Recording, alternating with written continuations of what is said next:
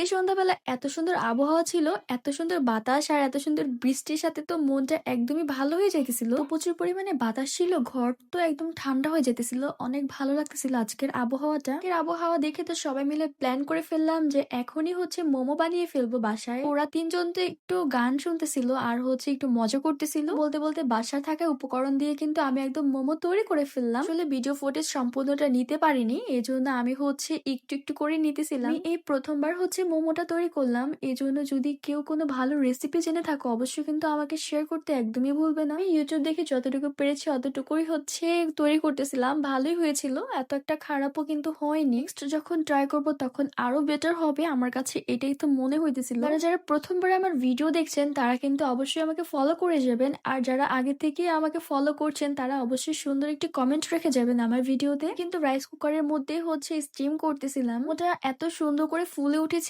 আমার কাছে তো অনেক বেশি ভালো লাগতেছিল এটা দেখতে। আমার কাছেও কিন্তু অনেক বেশি ভালো লেগেছে মোমোটা খেতে, আমার নিজের কাছেও কিন্তু ভালোই লেগেছিল। আর মোমোর লুকটা দেখে কিন্তু বোঝাই যাইতেছে যে আসলে মোমোটা কি সুন্দর করে ফুলে উঠেছে। আমি একটু বড় বড় করেই বানাইতেছিলাম, দোকানের মতো অত একটা ছোট আমি করতে চাইনি, এজন্য একটু বড় করেই হচ্ছে শেপ দিতেছিলাম। কিন্তু আমি একটা সসও হচ্ছে বানিয়েছিলাম একদম ঝাল ঝাল করে, আমার কাছে কিন্তু দুইটা খেতে অনেক বেশি ভালো লাগতেছিল।